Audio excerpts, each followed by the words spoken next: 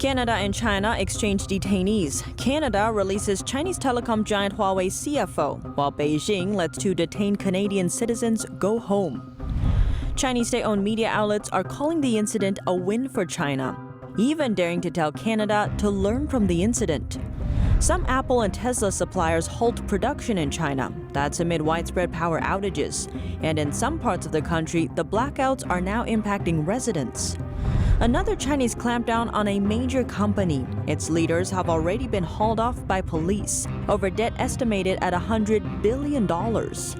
And police, like law enforcement staff, are caught red-handed on camera, sparking concerns online. Video shows them harassing street merchants, including an old woman.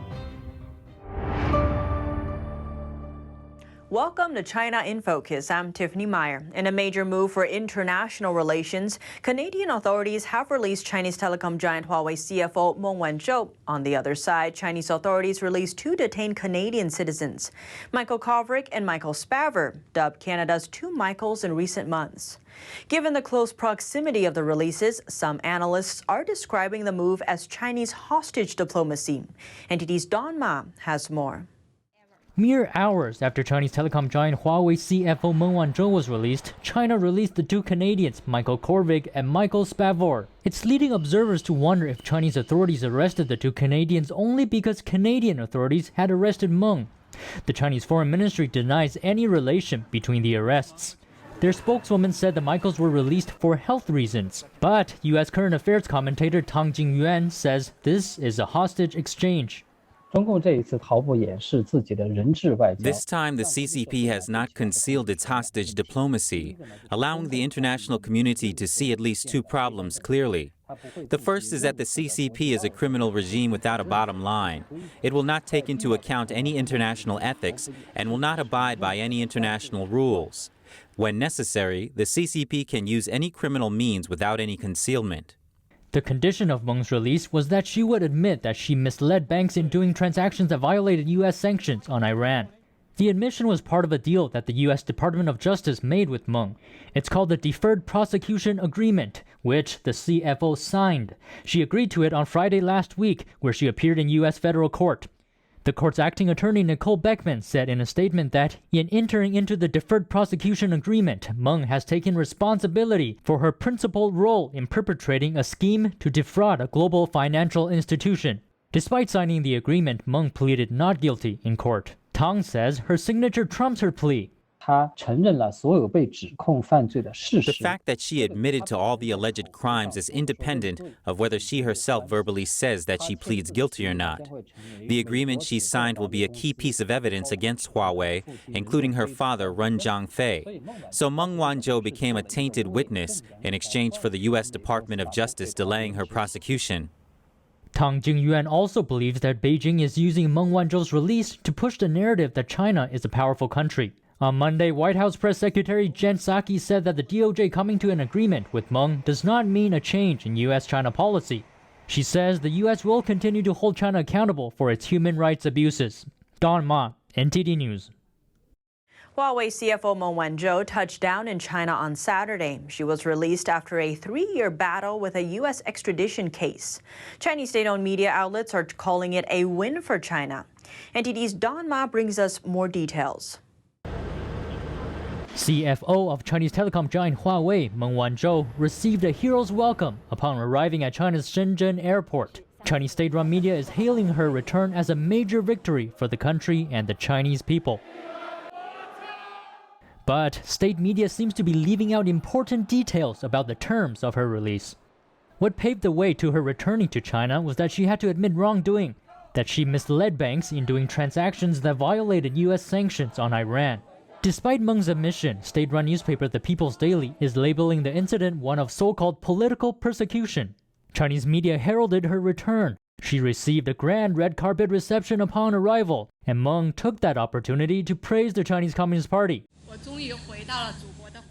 In a speech at the airport, she offered her gratitude, saying, "Where there's a 5-starred red flag, there's a beacon of trust and faith. If trust and faith has a color, it must be Chinese red." Chinese state media is also mentioning very little about Canadians Michael Spavor and Michael Kovrig. They were arrested by Chinese authorities shortly after Meng was arrested in Canada. Beijing denies that the two Michaels were detained in retaliation, but after Meng's release on Friday, China let the two Canadians go just hours later. China's foreign ministry told Canada to learn from the incident and not perform what it called dirty work for the U.S. Meng was arrested in 2018 in Vancouver on a U.S. warrant for wire and bank fraud charges. Don Ma, NTD News. Several Apple and Tesla suppliers have suspended production in China. It's to comply with Beijing tightening energy consumption. But the regime's policies are putting supply chains at risk during the peak season for electronics. Apple could face production problems just as the peak festive shopping season looms. Several key suppliers have suspended output at Chinese factories for some days. They say it's to comply with tighter energy consumption policies imposed in the country. China is also grappling with tight coal supplies, which have triggered a contraction in industrial production in several regions. Apple supplier Unimicron Technology said late Sunday that 3 of its China subsidiaries had stopped production. It said that was to comply with local government's electricity limiting policy. Concraft Holding, which makes speaker parts for iPhones, said it had stopped output for 5 days. Reuters sources say Foxconn, which makes many of Apple's handsets, had to adjust production at one plant. The stoppages were also hitting suppliers to Elon Musk's electric car brand Tesla. It's already been grappling with the global shortage of computer chips. However, major Chinese chip makers TSMC and UMC said their China facilities were still operating for now. Now we look at a video that has gone viral on the Chinese internet. In it, some people get stuck on an amusement park ride mid-air. The power is out. That's too bad. They can't come down. The video caption says people were suspended mid-air for about 5 minutes because of a power outage. The amusement park says the facility in the video is indeed theirs, but they denied the incident. The amusement park is located in northeastern China. Recently, many people in the area found themselves in the dark as authorities shut down the power supply. Look,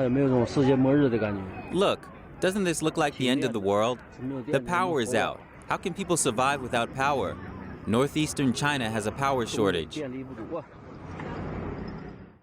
And the power outages have landed over 20 people in the hospital. They are factory workers in Liaoning, a major province in the northeast. The factory's ventilation shut down when the power went out, and the workers were exposed to noxious gases. State media outlets say there are no deaths. And in the neighboring province Jilin, residents there are complaining the power was shut down without notice. Media reports say power was shut down in the afternoon, but power suppliers only gave notices at around 10 p.m. Local power suppliers say they didn't have time to give local residents a heads up as the power shortage set in. The Northeast's shortage comes partly because of the rising price of coal. The region is home to over 100 million people. Parts of southern China are also rationing electricity, but it mainly affects factories instead of residential areas. Whereas in the northeast, it's unclear when the power failures will end. Residents are growing worried as the temperature drops. Without a steady power supply, it will be hard to keep their homes warm in the days to come. Beijing's industry clampdown has hit another Chinese giant. Police seized the top leaders of H&A Group, who they suspect of criminal offenses. It was once one of the country's biggest buyers for other companies. China's expanding crackdown on debt-ridden companies has snared another corporate titan, H&A Group. The transportation conglomerate said Friday police detained its chairman and chief executive due to suspected criminal offenses. It said Chairman Cheng Feng and CEO Tang Xiangdong, who appears to be a U.S. citizen and also goes by the name Adam Tan, had been taken away. H&A, which is under bankruptcy administration, said its operations are, in its words, stable and orderly. That's a far cry from the past decade when the swashbuckling company went on a $50 billion global spending spree, taking on debt as it bought stakes in big names like Hilton Worldwide and Deutsche Bank. But that drew the attention of Chinese government officials and overseas regulators. With concerns growing over its mounting debt, H&A sold assets to focus on its airline and tourism businesses, such as its flagship, Hainan Airlines. Hainan said trading in its shares would be halted on Monday as executives meet to discuss a reorganization. How much debt does H&A Group have? Due to its complicated debt structure, nobody seems to know the exact number, but many say a reasonable estimate is about $100 billion. That's 1/3 of the debt that Chinese real estate giant Evergrande owes. An incident involving a police-like authority group in China is causing concern. The group is known as Chengguan, officially called Urban Administrative and Law Enforcement. Members aren't official police officers, but they do have similar rights to authorities. An incident involving one of them was reported in China's Nantao city last week. One of the Chengguan was caught on video snatching items away from a merchant. In an effort to stop the man from taking her items, the older woman tried to sit down on the ledge of the man's van to block him from driving away. But the man grabbed her, pulled her out of the vehicle, and shoved her onto the ground. The incident was caught by a traffic camera.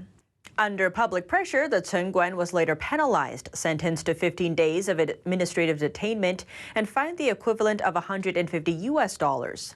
The term administrative detainment acknowledges that the person did something wrong, but not so severely that they violated the law. And this isn't an isolated case. Another recent video shows a Chengguan in South China's Liuzhou city, this time grabbing vegetables from a street vendor and throwing them onto a garbage truck. The man also ripped a stick the woman was holding out of her hand and threw it into the cart as well. The woman later fainted when the truck drove away with her vegetables. She was later carried away by traffic police. And another similar clip catches a Chengguan taking away another merchant's products, though the video's caption doesn't reveal where the incident happened. In another case, the situation took on a new dynamic when the would-be victim decided to take action. Video shows a group of plainclothes Chengguan yelling at a man while trying to take his merchandise. The man then took out a knife, prompting the Chengguan to return the goods and quickly exit. Bystanders can be heard praising him, saying, "Good move." A Chinese human rights lawyer is being tortured in detention. His wife and child worry for his health and what he's going through, which he says is like a living hell.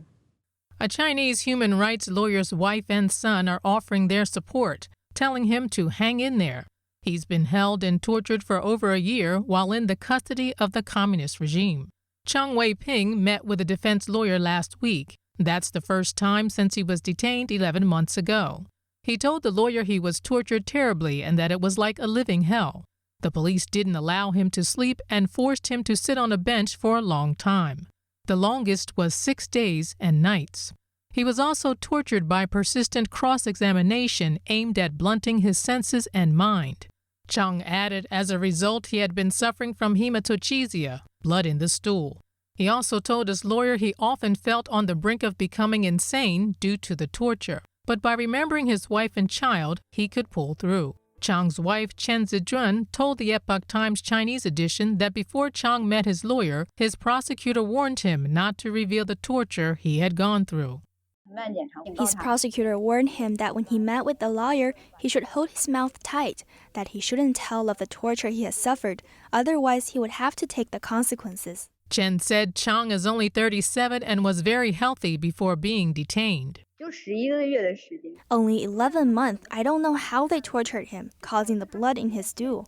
She said this week the lawyer went to the Baoji City Procuratorate to check the case file, but he was rejected. The reason for rejection is ridiculous. They said the employee who handled these files was on annual leave, so they couldn't get the file.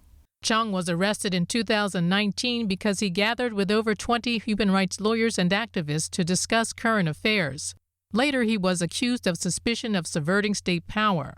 His lawyer's license was revoked and he was put under de facto house arrest. He later uploaded a short video revealing the torture he had suffered during residential surveillance. For that, he was taken away from his home in October last year and has been detained since then. Before being detained, Chang represented some sensitive human rights cases, including Falun Gong, house churches, and AIDS discrimination. One of the greatest atrocities of our time is still not fully understood, but there are brave voices speaking out. Academics, lawyers, and politicians sounded the alarm at a summit dedicated to ending China's multi-billion-dollar organ harvesting trade. A black market, billion-dollar industry persists in China. forced organ harvesting. That's according to a group of human rights experts from 19 countries. Group members met at a virtual forum this weekend. They discussed ways to stop this atrocity, including a universal declaration, economic sanctions against the Chinese Communist Party, or the CCP, and international bans on training transplant surgeons from China. All are efforts to stop the CCP's transplant abuse, mostly against prisoners of conscience. The mass killing of prisoners of conscience for their organs serves a dual purpose for the party. The killings eliminate what the party sees as its political enemies. As many as 1 million or more are known to have fallen prey to forced organ harvesting. The killings meet the UN's Genocide Convention definition of genocide and include attempts to eradicate not only races, but religions with state-level intent. A human rights lawyer from Spain says the CCP's transplant abuse equates to genocide. The CCP's aim is to eradicate, to physically eliminate people because of their spiritual beliefs. These prisoners of conscience, such as Christians, Tibetans, Buddhists, and especially the millions of Falun Gong practitioners. As for Beijing's second motivation, money. That organ transplantation is big business, estimated to be $1 billion business per annum in China, and up to 60 to 100,000 transplants occur on an annual basis in the People's Republic. According to the forum participants, the organs from 1 million unwilling donors has likely produced billions of dollars of revenue for Chinese hospitals and hundreds of millions in taxes for Beijing. China's organ transplant market is also known to serve its customers from around the world. Over the past 20 years, over 4,000 Taiwanese people went to China for liver or kidney transplants. Besides Taiwan, people from South Korea, Japan, Southeast Asia, the Middle East, and even Western countries flocked to China to receive transplant surgeries after 2000. But the CCP isn't the only perpetrator. According to the forum participants, political, academic, and media silence in the West contributed to the crime too. The mainstream media has failed to connect the people in the free world with the victims of forced organ harvesting in China. The rise in transplant tourism to China in the early 2000s corresponds to the start of Beijing's persecution against Falun Gong. From 2000 to 2006, China's military maintained the country's organ banks. But after evidence was first published in 2006 that Falun Gong practitioners were being targeted for forced organ removal, the CCP started to more effectively hide the practice. A leaked grant proposal recently revealed new details involving China's study of viruses. It gives evidence that a research group had planned to release several gene-edited viruses into Chinese bat caves, part of an effort to study translatability to humans. The research team included China's famed virologist Batwoman Shi Zhenli and other U.S.-based scientists. The now infamous Wuhan Institute of Virology allegedly had big plans for its virus research back in 2018. That's based on leaked documents, revealing that researchers there had planned to release gene-edited viruses into Chinese cave bats. According to a 2018 grant proposal, the purpose was to inoculate the small mammals against diseases that could infect humans. Former U.S. Army officer and microbiologist Sean Lin says the proposal is packed with a lot of information, including that the Wuhan lab has everything it needs to process these viruses. WIV is fully capable of processing viruses, combining and chimerizing viruses, and introducing specific mutations. It has all the capabilities. Scientists had selected bat caves in Yunnan, China for the experiment. According to Dr. Lin, the most important information has to do with the cave's environment. Inside the 3 chosen bat caves, viruses similar to SARS are already abundant, while another 2 caves, which were to serve as control groups, have similar virus makeup. We have no direct evidence that this SARS-CoV-2 is planned, but the direction of research that the Chinese Communist Party wants to do is in this direction. The proposal says researchers were to release skin-penetrating nanoparticles via aerosol. Those particles would contain what are called novel chimeric spike proteins, a feature unique to bat-based coronaviruses. Dr. Lin explained that aerosol is a sticky substance that would cling onto the bat's wings. So why do they want to use aerosols in the bat caves? They want to find an effective method of introduction, and this technology is also of great interest to the Chinese Communist Party. The proposal also included plans to genetically enhance the viruses, allowing them to penetrate human cells more easily. As for the researchers behind the proposal, Wuhan virology scientist Dr. Shi Zhengli tops the list. She's been dubbed China's Batwoman for her work on bat-based coronaviruses. That's on top of other scientists from the U.S. The documents were released by Drastic, a web-based investigation group where global scientists teamed up to look into the origin of the pandemic. In a statement, Drastic said that given the human-specific virus research outlined in the proposal, a review by the wider scientific community is needed. British zoologist Peter Daszak has reportedly submitted the plan to DARPA, the Defense Advanced Research Projects Agency. That's an R&D agency under the U.S. Department of Defense. It's responsible for the development of emerging technology, especially for military use. Daszak works for U.S.-based EcoHealth Alliance and has worked closely with Wuhan's Institute of Virology. He was also behind a letter published by The Lancet last year, a commentary that effectively halted scientific debate over the origin of the pandemic. Given the project's risks, DARPA refused to fund it, instead warning that it could put locals in danger. But some say the agency was involved despite the refusal. Alina Chan, a researcher at the Broad Institute of MIT and Harvard, wrote on Twitter that DARPA's refusal doesn't necessarily mean it didn't play a role. Alongside a screenshot of the proposal, she pointed out that when you see this level of detail, there's a good chance some preliminary work has been done. Other sources also questioned the project. Vicant Ridley, co-author of a book on the origin of the pandemic, said he repeatedly questioned Daszak about the plan, but got no response, saying now it turns out he had authored this vital piece of information about virus work in Wuhan, but refused to share it with the world. I am furious. So should the world be. The House voted to approve the National Defense Authorization Act for fiscal year 2022 on Thursday, with wide bipartisan support. It's now up to the U.S. Senate to pass its version of the act for the coming fiscal year. The nearly $770 billion defense bill sets policy for the Pentagon on a number of areas, ranging from how many rifles and ships it should purchase to soldiers' salaries to how best to approach geopolitical threats. And after the Taliban takeover last month, it also directs the Pentagon to outline how it will continue to evacuate American citizens and Afghan ally personnel left behind in Kabul. It asks officials to detail how to protect the country against potential terrorist threats, now that the United States no longer has a presence in Afghanistan. House Armed Service Committee ranking member Congressman Mike Rogers says the bill is also laser-focused on preparing our military to prevail in a conflict with China. In the lower chamber, just over 300 representatives opted to support it, and just over 100 opposed it. The conservative House Freedom Caucus led the charge to oppose the plan for military spending and priorities. It says the bill gives a blank check to the Biden administration. The German Federal Office for Information Security, or BSI, is launching an investigation into Chinese mobile company Xiaomi. A July report says Xiaomi sales exceeded Apple to rank second in the world. The investigation was triggered by a warning from the European country Lithuania, saying phones made by Xiaomi and Huawei can detect and censor terms Beijing doesn't like, and these phone companies can remotely activate the censorship function.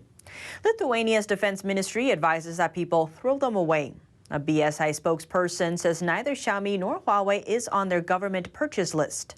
However, it's still possible that public servants have bought Xiaomi phones themselves and use them for work.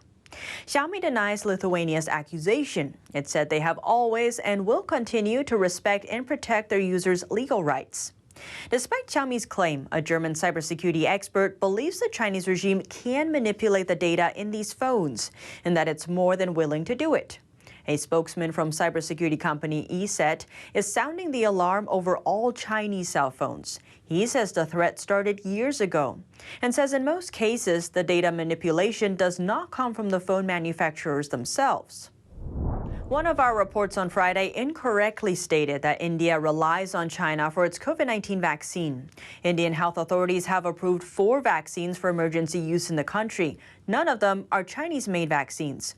We regret the error. And that's all for today's China in Focus. Thanks for watching and see you tomorrow.